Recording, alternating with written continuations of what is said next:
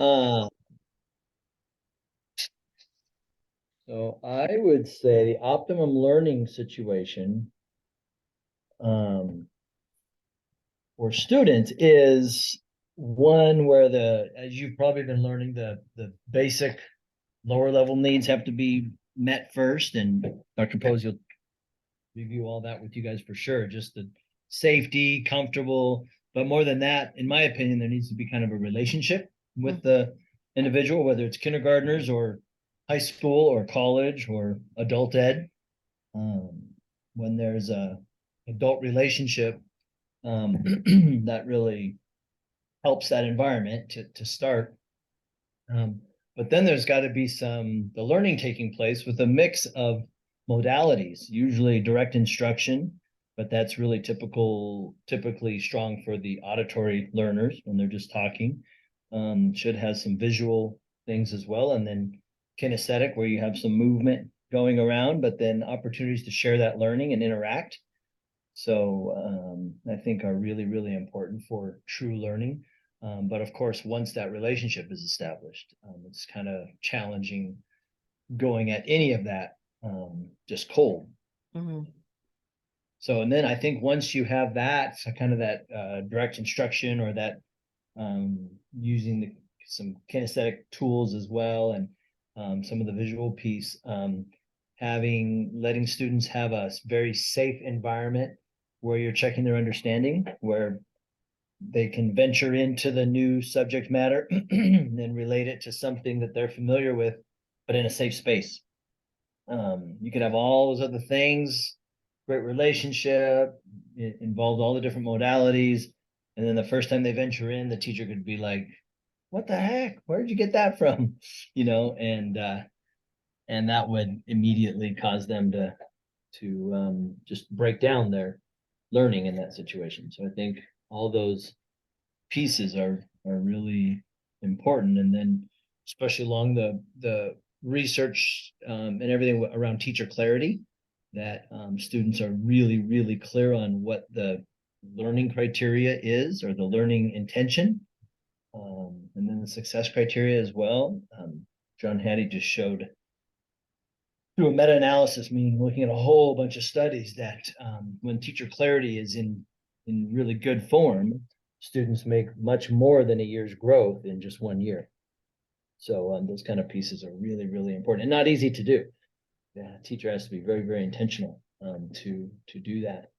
And then I would say finally in that kind of continuum of learning is that they should have a safe place to check, where the teacher can check for the understanding, where they can venture into the new knowledge. But then the assessment should be such that the goal is for them to learn, not an assessment that just is like a summative that just says, you got to see, you blew it, we're moving on. But an opportunity, in my opinion, to do some more learning to get a better grade, to show they're meeting more standards, whatever it might be. But I think that's where, if you follow that from beginning to end, the full continuum of learning really comes into play. And Dr. Posey will talk about all the different philosophies, constructivist, and all the different ones that you'll have, and you'll see bits and pieces of all those in what I was just saying. So, any questions on that bullet? I think you definitely answered that question for sure. Okay, okay. What would the teacher be doing in that situation? So, in what I just described, the teacher is going to spend a lot of time planning, and way more time when they're newer than as they get more experienced, and just as they get experience with their class, because it's going to be important for them to know what learners respond to what type of input the best, and to be able to keep developing those relationships with students. Sometimes that happens within lessons. Sometimes it happens when they walk in the morning and you just ask little Natalie what she had for breakfast that day, and you just build relationships that way. But so there's a lot of prep that goes into that. And then as they're planning lessons, just to be creative about engaging all the different modalities. And I think that's not easy. It's not easy for me. When I taught at Point Loma, I would go to Dr. Posey a lot and say, what's the best way to teach this? And he would just rattle it off so well. So you can tell him I said that. He's really good. A lot of people go to him for that. So and anyway, but then the teacher's got a plan for where they feel like the the weaknesses would be maybe in the lesson, and make plans for that, how they can support students, what they'll do, rather than, if you have a 2 or 3 groups of students that aren't really getting it, you can't just go, oh, shoot, well, I'll have to work on this tomorrow. I got to figure that out. And you really need to kind of, not kind of, you need to plan ahead to know how you're going to support those students that aren't quite getting it yet, and in a very positive way. And they're going to need to provide very timely input. So they'll have some check for understandings where they're kind of just showing you what they know, and you'll be correcting. But when it's time for them to do an assessment, it's really important for them to get very timely feedback. And that's not easy either, to make sure that they get feedback right away, not a week or two later when none of that's fresh in their minds. So there's a lot on the teacher in providing an optimum learning situation for sure. But I would say it can be overwhelming as a new teacher, but it does get easier with time, especially as you get to know each class. So, any questions on that one? I was gonna say, yeah, as a first year teacher, it's probably gonna be difficult to just get more routine and feel like you're really prepared for class, but I'm sure it gets easier as time goes on. It definitely does. Yeah, you start off thinking through every little piece, and then you're gonna do another lesson, especially if you're elementary, you're doing a history lesson, then you're doing a math lesson. The same motivations will apply to your same class. If you're middle school or high school, you've got different periods, so they're gonna have a whole different makeup, at times. So it is a lot in the beginning, but it pays off down the road for sure, especially when you see good results. Yeah. What would students be doing in that situation? Well, in my opinion, they're going to be engaged. You're like, from a principal standpoint, which is what I've done the most in my career. You get to know, if you'll sense a feel in the room your first 10 seconds, probably, with how the teacher interacts, who they're calling on, how they're calling on students, how students feel when they're called on. You can be walking into a room and see the student that is just totally embarrassed because they just got called on, because they probably never have been in their life much, or they just get nervous and the teacher hasn't developed a relationship to help that be a comfortable situation. So the students will be engaged is the biggest gauge, I think, when you walk in, is to see which students. Sometimes you'll see students in the front totally engaged, but the students in the back are a little lost or not paying attention. The teacher's not holding them as accountable as everybody else. But you'd really see them learning. And I think something I like to do is just to ask what they're learning. Instead of coming and say, hey, how you doing? Oh, great. But to ask them what they're learning, to see if it matches the intent of the teacher. That really measures teacher clarity. And sometimes the student just maybe hasn't been paying attention or whatever. That's why sometimes it's good to have visual cues up there that talk about the learning intention. And then what I always like to ask, I was at a principal of an immersion school. So I'd say, hey, what are you doing right now? And so, well, we're learning all of the words in Spanish around the house, the yard and the chimney and the kitchen and the pool and all that. And then I would say, well, how are you going to know if you learned them all?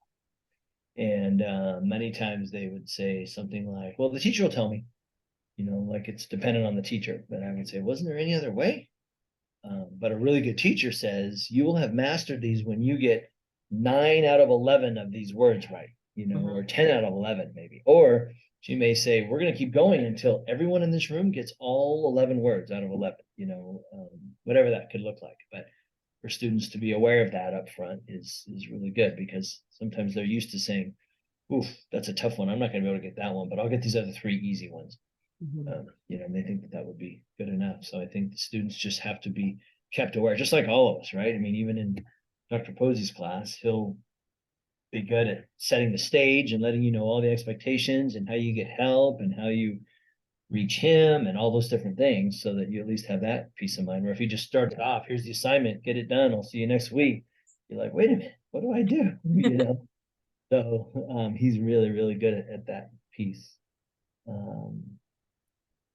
So, and I would say students are interacting too, and not just, you've heard of uh, student groupings that are like groupings where they're all kind of the same, which is challenging sometimes, because if you have a group of students who all know what they're doing together moving forward and they're going fast, but then you might have another group just by default that they're not as they're not paying attention as much or whatever. They might be lost and sucking up a lot of the teacher's time during that time. So students need to be able to be interacting, and that means the student who isn't as confident in the assignment is comfortable to share if possible, but the other students are also comfortable to help, kind of bring each other along. So that's something I would always look for in the class as well. Um, kind of, oh, questions about that one? What have you seen that you feel teachers do that really help with engagement, like to increase engagement overall? Honestly, I mean, I've seen a lot of different things, and from like the materials, like the teacher, I was in a room this week in a science class where the teacher has a real elephant foot. It's huge, like it's from Africa. I don't even know how he got it. He's got a whale jawbone in there that's bigger than me, where the students are just always in awe of other stuff that he puts out throughout the year. But most importantly, the what the teacher does is this having a motivating personality, there's a difference between a teacher that gets to know their kids and they come in and they'll talk about their video games and their weekend and those kind of things, and there's a difference between that and a teacher who puts all of those in an educational context. Mm-hmm. So they're learning about COD, Call of Duty, and they're like, well, how many points have you earned? Or, trying to get to an educational kind of take out of it somehow, where the students just know, like, this teacher is going to be engaging me and I'm going to be getting something out of it, not like, and students know exactly who those teachers are, especially in junior high and high school. What? He'll talk to me all day about my dad's hot rod. We won't have anything to do with school, but we'll have a great time talking, whereas another teacher, students know, oh man, they're going to be asking me about this, this, and this. I got to really be on my game, even talking about my weekend, whatever it might be. So I think those are key pieces. And just the way they structure the room, you're going to see Dr. Posey do probably some different types of structures in there. He's really good at really meeting the needs of various types of learners. So you'll see some things like that. Some students just love sitting in the carpet, the little ones, and just listening to the teacher, and they love it. They're enthralled, and they just can just start going with it. Other students, if they're not using their hands, they're not going to be doing so well. So got to kind of think through all of those things. And the best lessons are the ones where the teacher may be talking, or maybe they'll have different groups going, and this group is going to be full on hands-on, interacting, busy, while this group over here may be listening to a story or listening to something. And they all know they're going to get there. So even the ones who need the hands-on, they'll listen for 15 or 20 minutes because they know they're about to get over to the other part. So those kind of lessons really, when you walk in, show like total engagement and just students are digging into the content. So which is hard, especially with English learners that aren't catching every word all the time, so you need to have pictures and demonstration of what is expected. But it's very, very possible. So any other question? Oh, I would say something else with learning materials. That there's been a big push for just different seating arrangements, where it can be couches and rugs and there's things. When I was leaving Riverview 4 years ago, we were getting some kids that or some furniture pieces of seats that wouldn't sit still. They're kind of like on a something curved, so they always rock and move. And for those students that always have to be tapping, those kind of things worked really well because it just kept their mind engaged. So I think when you're talking about those materials, that seating arrangement should be something that we're aware of as well. And then assessment really needs to look like and be a result of the instruction. So that the assessment should drive what instruction looks like. So if we want them, if it's important that they know, the 25 words in Spanish related to a house, then you break that down and maybe your first lessons are on 5 items each, and you do that, and then you assess it, and then you move on to the next 5 and you assess it, and then maybe you do the 10 together. You just have to really monitor that assessment. And I would always say, I was a middle school and a high school principal, and sometimes the middle school teachers and the high school teachers would love to do a test when they know their students weren't ready. They'd be like, see, I told you so, come in and like, hey, Brian, I had 18 Fs. You're like, that's not saying what you want it to be negatively about your students. It really speaks to the teacher. So I think that assessment piece shouldn't even take place until the teacher is confident and has evidence that those students are doing well. And with a plan in place for those students who aren't going to do well, and to maybe even make that known. We talk about teacher clarity. It's like, okay, we are going to do this assessment. Here's a rubric so they know what's expected. And those of you that missed the mark, we're going to be doing X, Y, and Z to help you get there if you don't make it. It just kind of lowers the affective filter, where they're not like, oh my gosh, I'm going to fail.